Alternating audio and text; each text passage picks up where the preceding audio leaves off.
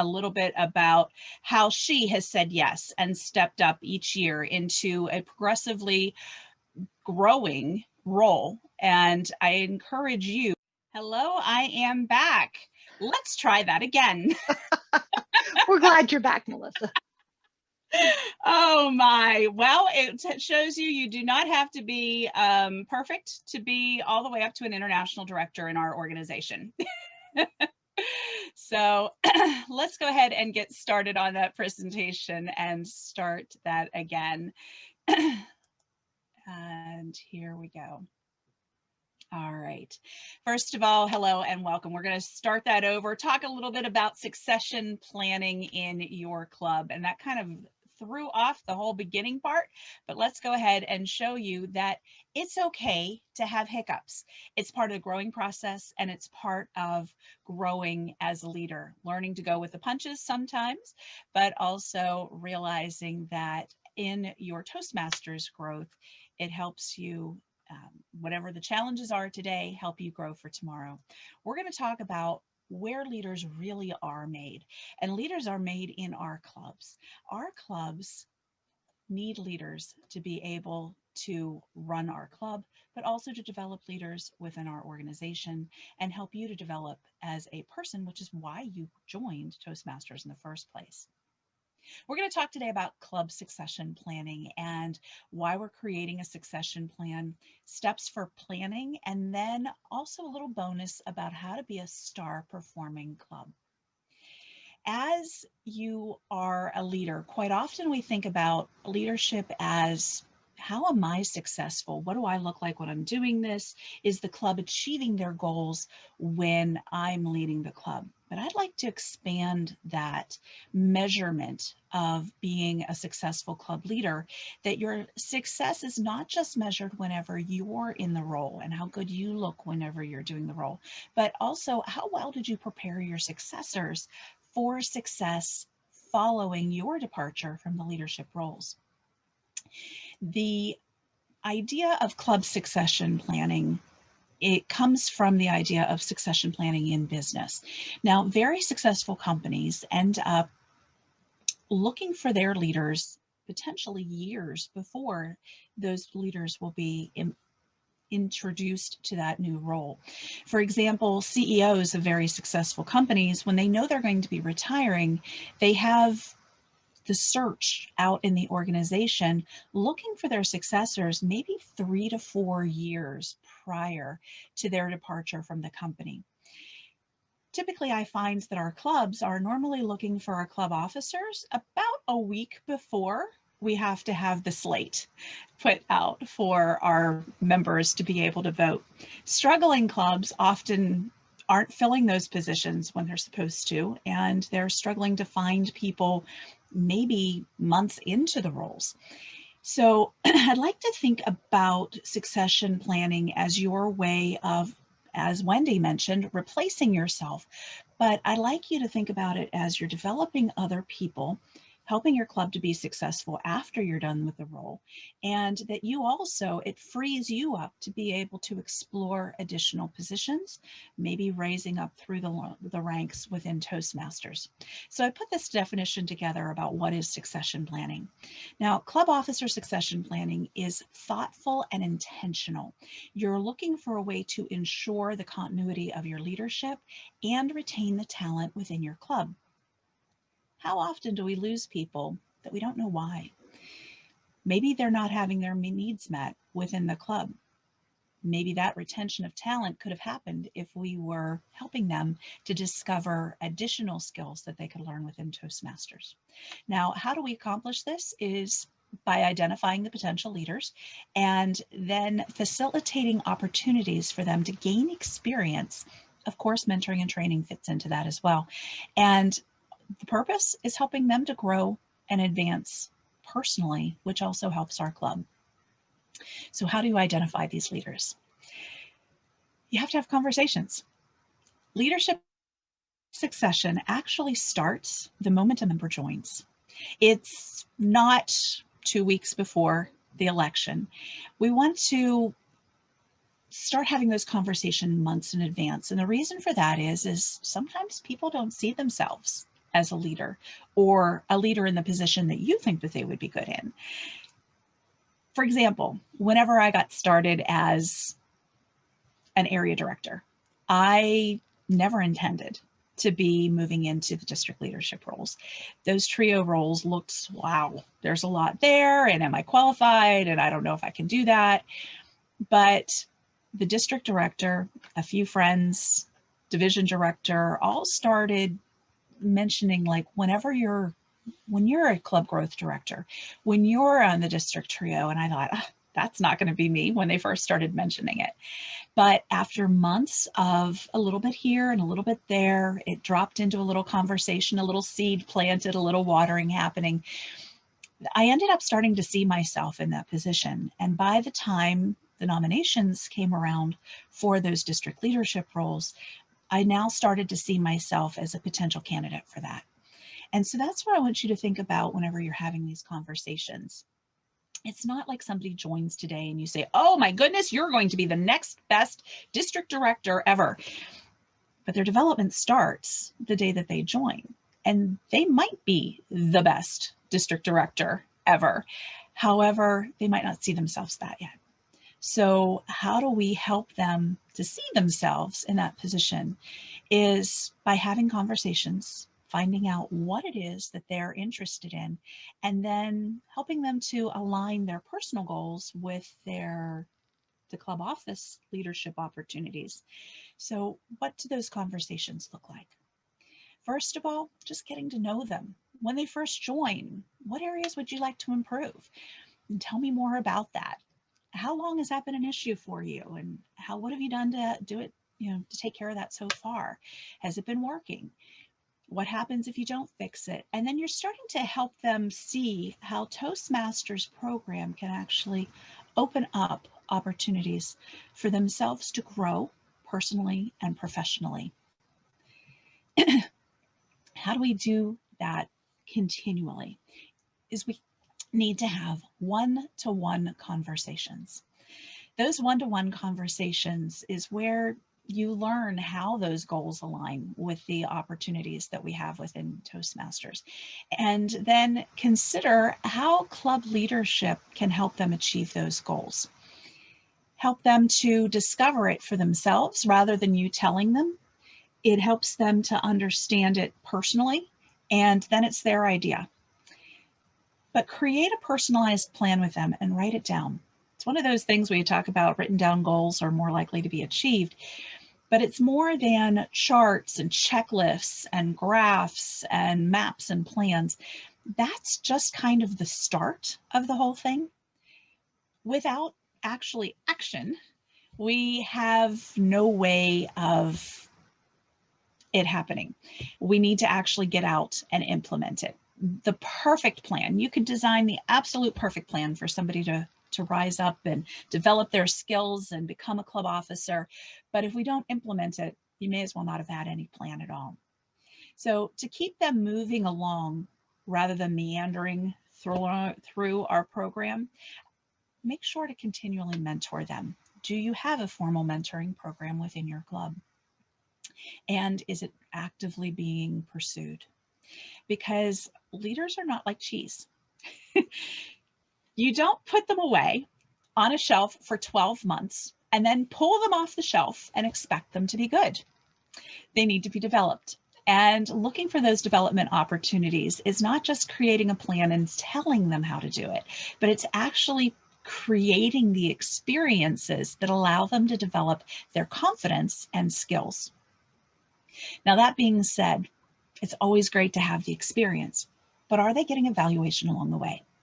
Toastmasters is known for evaluations of speeches, but do you evaluate each of the roles that someone serves in?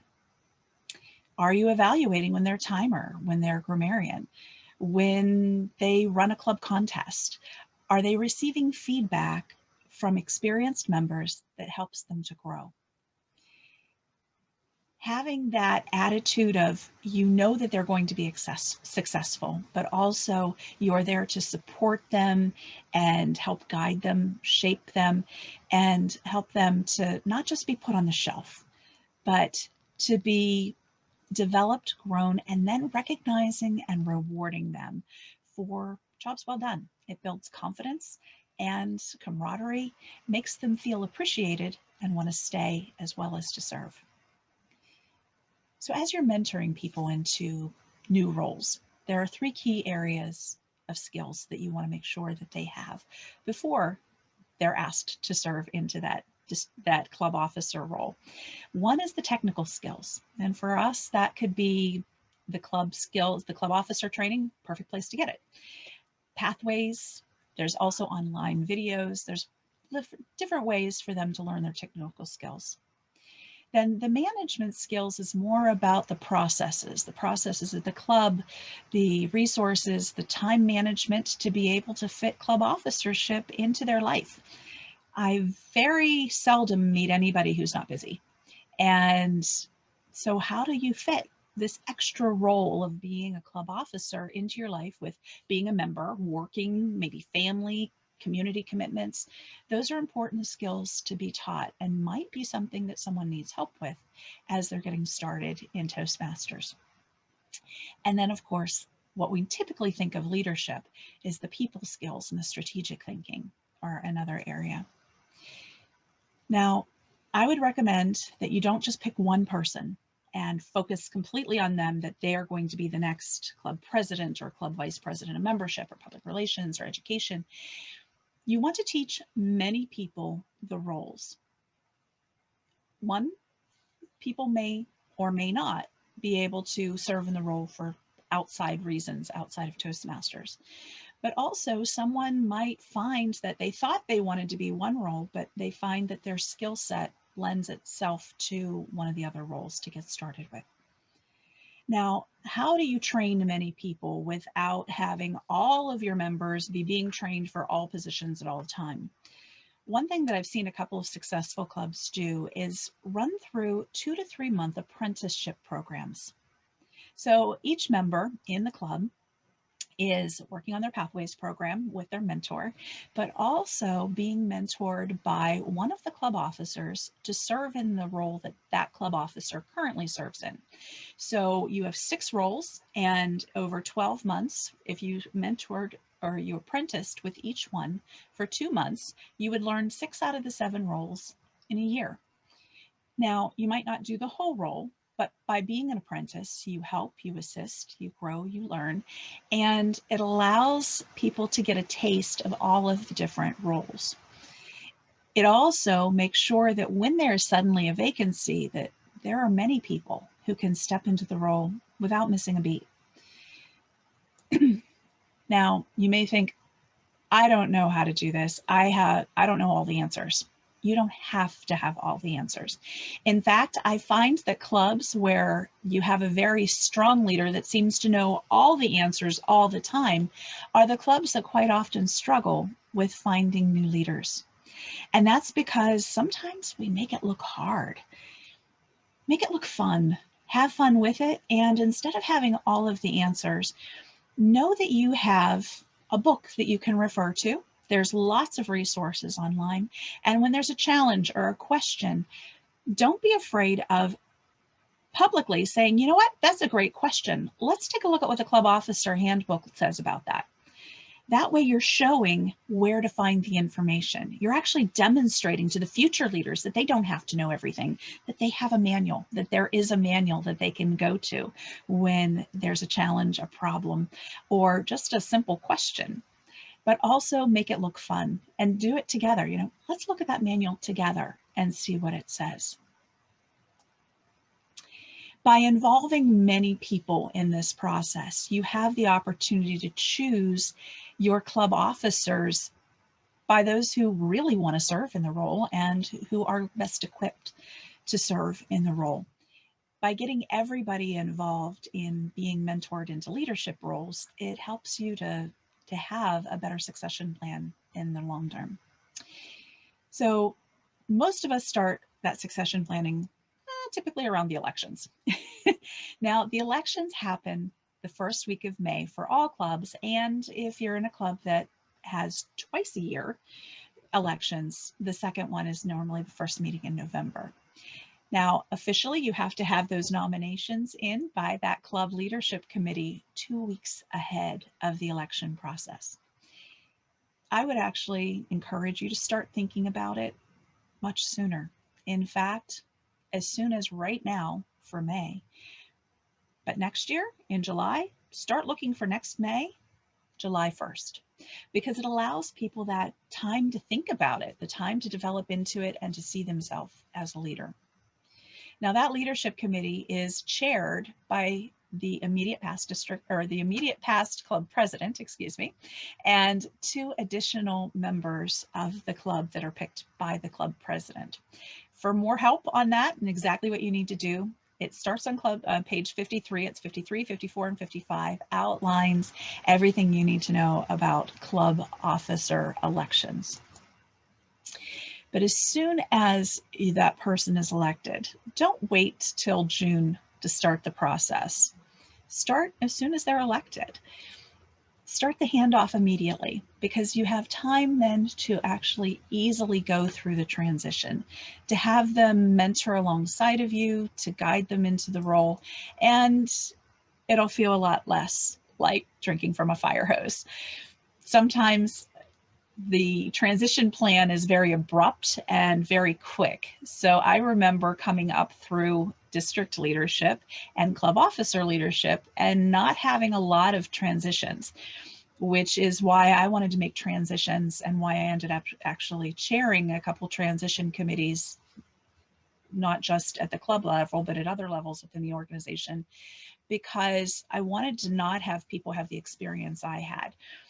I remember being handed a huge box of material and being said, this is your transition. And literally somebody drove up to my house and dropped the boxes in front of my driveway and left. And that was my transition. What a transition that was. I was so shocked, and I started going through it. And do you remember those slides, the transparency slides that you put on the machine that projected onto a wall, and each one you could write on them and it projected up onto a blank wall? There were those in there. There was stuff from 20 years prior, all in these boxes, and I was just left to sort through it. And it felt very much like drinking from a fire hose. So how can we do this a little more effectively? By sitting down with somebody and showing someone one-on-one how to do the role. Once they are actually elected, sitting down with them and making sure that they know, where do I find the material? Where do I go for help? And making sure to bring them alongside of you every week for your club meetings. And then I would have a meeting in between each week, just so they see what it is that you do in between the meetings. Making sure that the new club officers understand that we've got your back. All of us who have served in a club officer role before are there to help serve you and mentor you into the role. Now, that means we are there to take the call, but we're not there to do the job whenever you have had someone take the role. We need to be available to them, but not necessarily get in their way. There's lots of material available out there to help someone get started. First is that club officer or that club leadership handbook that I mentioned, as well as the Distinguished Club Plan and Club Success Plan. That is item number 1111. So it's pretty easy to remember. The Club Success Plan is actually 21 pages long. The book is 38 pages, but 21 pages of it are filling in the blanks. And this is a great way for the club officers to get together and do it together. You don't have one person create this. But if you want a little secret to success in helping your club become distinguished, revisit the club plan once a month. Just take a quick glance over it. I don't mean you have to read the whole novel, but I do think if each person takes their a piece of it, or if the club president wants to give a glance over that, just to make sure there aren't things that are falling through the cracks that we had wanted to do as a club. Did we miss something this month? Maybe something needs to be adjusted. Did we lose a location? Did we suddenly go online like happened last year? Maybe all of a sudden we go back to being a hybrid club, or we're able to meet in person. All of those things will make some changes, and we might need to make some adjustments to our club success plan in that process. So make sure that the person who's coming up behind you knows about the club success plan and is able to go through that process with their whole team. So I'm going to share just kind of a little bit of overview of what we talked about there. Is we want to start as early as possible in their membership process and their membership journey, to start talking to them about club officers, because we don't always have that vision of ourselves as a leader. Training several people for the role and mentoring many people for the leadership skills helps to ensure that our club has a continuity of leadership and availability of leaders to step into any role at any time. By aiming to achieve incrementally more difficult goals as a member, helps to build their confidence and their competence in being able to lead our clubs. And then recognize and reward anything that we'd like to see repeated. Anything that's repeated, typically it's repeated because there was some benefit to it. So recognize and reward, and you'll find that you'll have more people wanting to pursue club officership. And then take off the training wheels. Be available for that call, but take off the training wheels and allow them to do the role. Just as if you were teaching your kid to ride a bike, they start with the training wheels, and the training wheels are touching the ground completely. And then the training wheels get moved up a little bit at a time until they no longer need them and the training wheels are taken off. But that doesn't mean that you're not there to catch the back of the bike if it's not going, if it's starting to lean one way or the other. By being available, but taking off the training wheels and letting them ride on their own. Now, I'd like to talk with you a little bit about something that you can do as a club and a team of club officers to encourage people to achieve their goals and help your club to be a distinguished club in the next year. And that is what we call our star performing clubs. Star performing clubs is a way that if you help every person to achieve STAR, S-T-A-R, your club will be much more likely to become a successful club on the Distinguished Club Plan. And the first one, and these are all things that we can do, whether we're working at home, doing it through having our meetings through Zoom, or if we were in hybrid or back together face-to-face. By achieving STAR, we can make sure that our club is set up for that success. The first is submit any educational award from our Pathways program. By submitting that award, you know people are achieving their goals and becoming a better speaker, communicator, and leader. I would actually encourage you to have a couple of levels of the Pathways program, but let's start with one.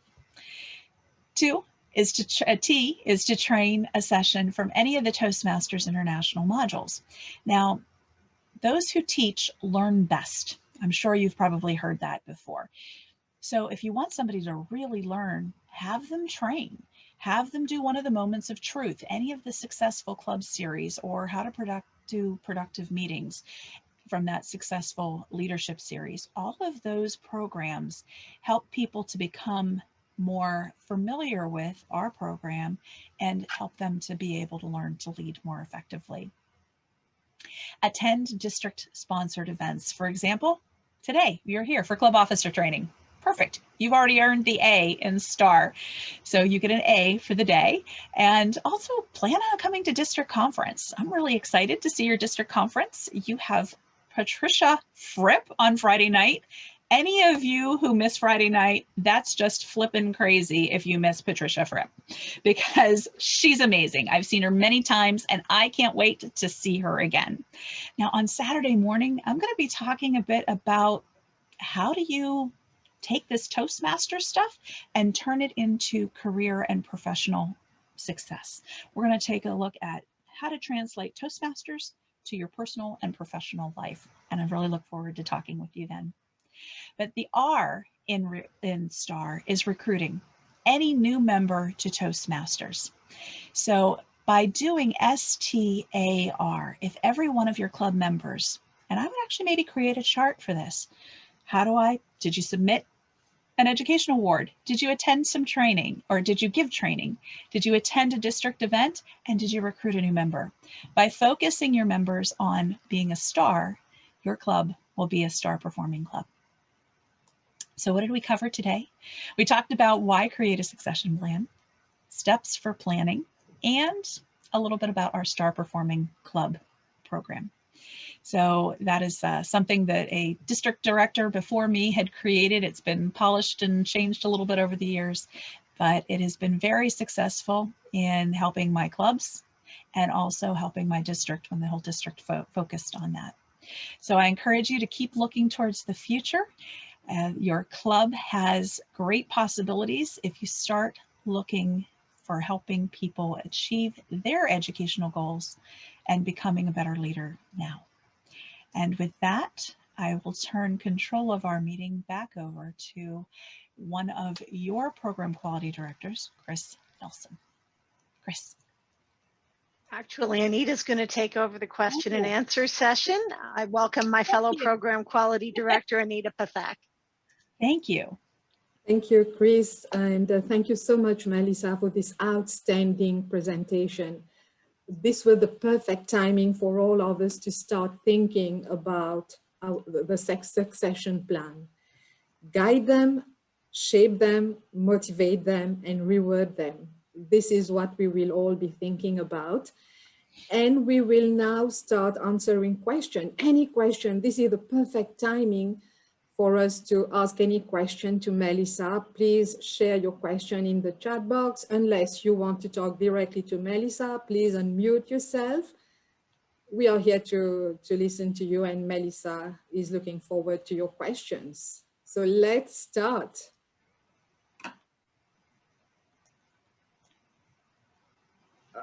I have a question. May we have this PowerPoint? Yeah, I don't think so. Okay. That was a simple one. Who asked that? Yes, very simple. Any other question, please? Oh, okay. Succession planning. Yes, well, there's a recording of it. So that's probably even better than the PowerPoint. There's a recording of it, and then that way you'll get the words as well as the images. Yes, the recording will be on the district YouTube channel within the week. I do have a question though as well, Melissa. Yes. What would you say is the most important quality to look for as one considers the successor for their role? What should we keep in mind as we're trying to find that right person? You know, great question. Chris, how do I look for the perfect person? First of all, we have to take a look at the people who are currently in our club as we're looking.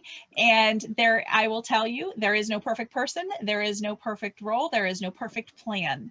It's okay if somebody doesn't check every single little box in our process of what we think that somebody, but I will say the number one quality is willingness to learn. Am I willing, if you were looking and you're looking at me, am I willing to take the time to learn the role and take the time to do the role? Attitude is the most important of all of the leadership skills that you look at. And then I would also say your willingness to work with others, because in Toastmasters, this is a group project together. It's not like golf where you have your own you're only playing against yourself and your own best score, but this is something that is a team sport. And as a team sport, we need to be able to understand how to work effectively together and realize that it is all of our club, not just my club. Great question, Chris.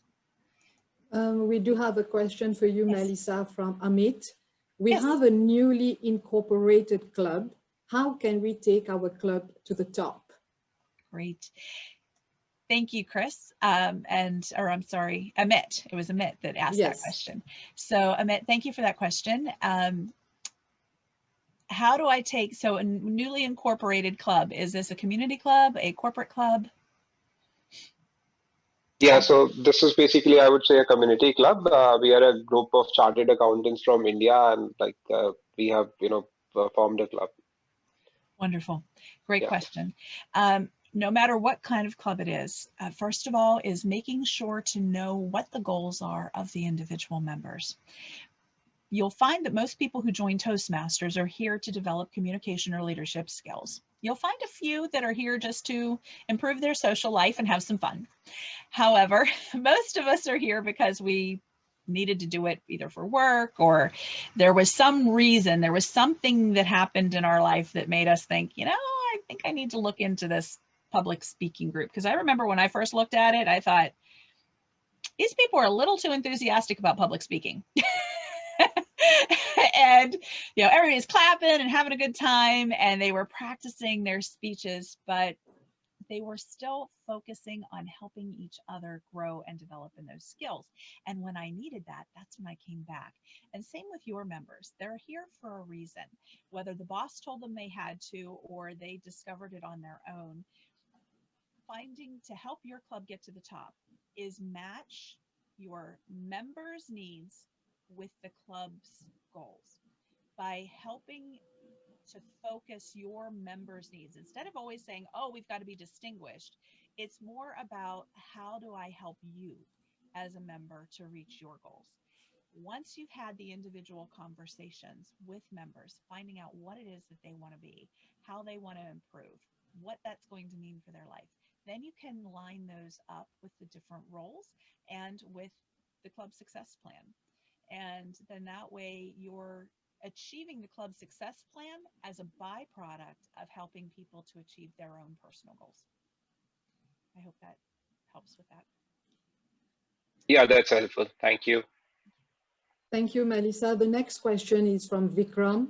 Is this a one-size-fit where every role can use this template, or is there any few minor things to work on for each role? Great question. So each role has its own skills that it focuses on. And in one of the slides I mentioned, there's 3 different areas. There's the technical skills, there's the management skills, and then there's the leadership skills. The leadership skills are pretty much across the board. The technical skills may be different. For example, the president, the vice president of education, and secretary are our base camp managers in each of the clubs. So they have very specific technical skills that they need to have. Where someone who is the logistics manager, if you're in a physical location, may need to be able to maneuver chairs around, tables, get the room set up. But now in a technical, and now that we're in this virtual space, the sergeant of arms may need to be setting up the Zoom meeting and letting people into the room. Carrie has been doing a great job today in helping manage all of that. And this is something that is necessary, and it's a skill set that would be focused on in one specific. So there are the best place for you to be able to figure out what the person needs to do is making sure that both you, the person in the role, and the new person who would be replacing you have read that part of the club officer handbook. That club leadership handbook is very helpful in making sure that you know which each piece is. And then the people skills, if you think about it, there's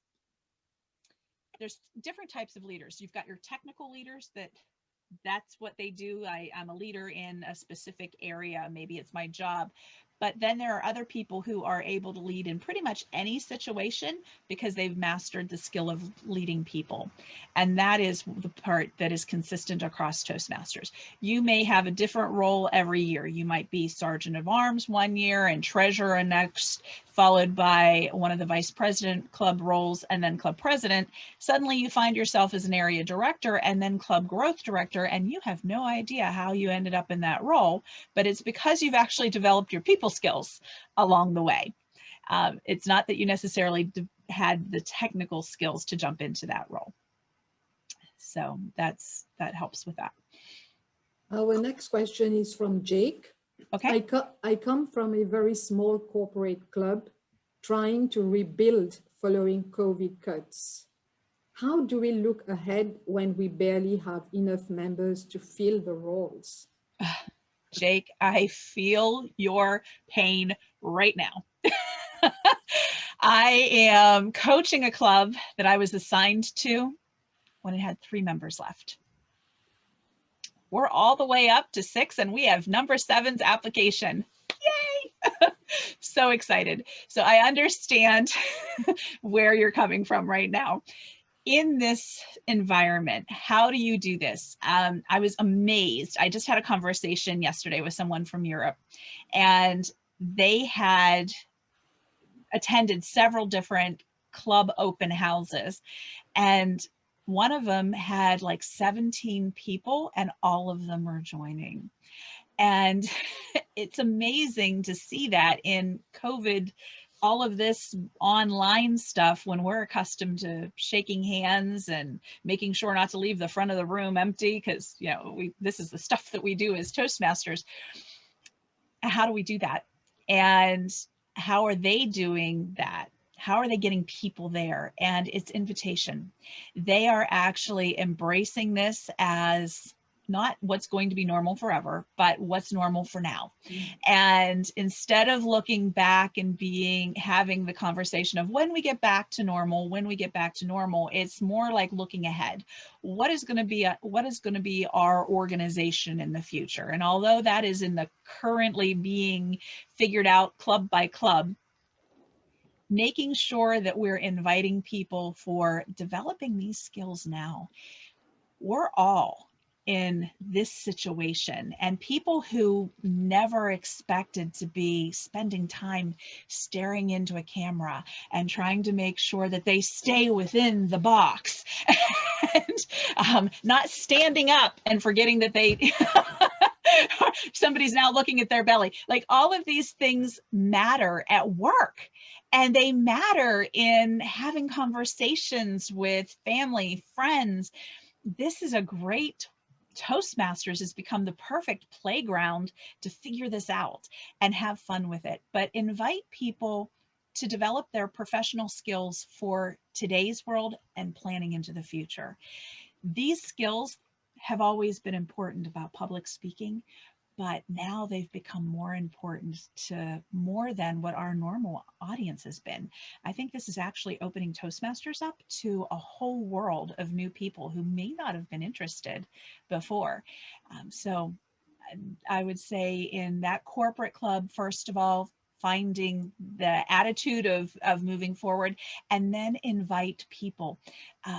Inviting people, but also invite your fellow Toastmasters, maybe from surrounding clubs. But because this process is now online, you can have a keynote speaker from the other side of the world come, and that's a big deal, and that's an attraction.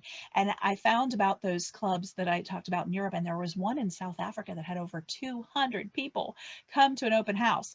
I don't even know how I would handle in a normal situation, but they're doing it online, and they have multiple people joining the club, and now they're looking at actually starting additional clubs because of it. But they invited people who were an attraction. One of the invitations was somebody who is a college professor who had made some discovery, and they had them come and talk at the Toastmasters meeting. And those are things that you can do here too. You can do with your club, for your corporate club. Bring somebody in who would be attractive to the members of your organization and have them be your speaker. Oh goodness, there's lots of things. I'm sorry, I'm talking long. Yeah, Melissa, we have only 2 minutes left, so I might be taking a couple of questions. Okay. So the next one is, I've been a Toastmaster member for just over a year. I'm not sure where I want to go within Toastmasters. Is that okay? I'm sorry, you've been a member for 2 years? For 1 year, just over a year. Okay, and you're not sure where you want to go in Toastmasters? Yeah. That's okay. You don't have to declare your major, and we're not going to hold you from registering for courses because you didn't pick yet. If anybody had that experience in their lives, or changed their major 3 or 4 times. In Toastmasters, you can move around, try out different roles. Don't think of it as, oh, I have to pick where I'm going to go. I'm still figuring out some of the things that I want to do. And I've been all the club officer roles, and I've done the district leadership roles and region advisor and international director. And I can't wait for some of the new things that I want to try when I'm done with this role. There's accredited speaker, there's competitions, there's all sorts of fun things to do. And I want to do it all. And you can too. Pick one thing and focus on it for now, and then say, okay, I'm going to try one thing for a couple of months. If that doesn't float my boat or ring my bell, then I will go ahead and try something else afterwards. But know that all of Toastmasters is available to you. You just need to give it a try and say yes, as Wendy said. Thank you, Melissa. And I think this will be our last question, because I know our club officers are so excited to go back to their training. So my last question will be, what are your thoughts about future hybrid clubs, part in person and part virtual, so people throughout the world can connect? Absolutely. And just before I answer that, I will also take a look at the questions that are over here in the chat box and go ahead and take a look at answering some of those whenever we're done with this and get you some answers back. Not verbally. So hybrid clubs, interesting. My home club did it very successfully this summer. We were socially distanced outside in a pavilion at a park. Somebody brought their computer, Wi-Fi they had Wi-Fi connection there, and they had electricity. So they took a computer, they took a widescreen TV, they set it up and set the cameras up so the people online could see the people there and vice versa. It worked out really well. Took a little bit of us getting accustomed to the technology, but with a couple of meetings of trial and error, we were able to make that happen. What is fun is this allows people to participate even when they're traveling. I know many members who were Toastmasters part-time because they travel for work and they weren't able to make all the meetings. So this hybrid is going to fix that for them. And there are definitely ways that we can do that. But before I go on and on, I better give this back to Anita because she wants to make sure you get to your next session. So I'll take a look at those questions in the chat box and make some responses for you all. So thank you.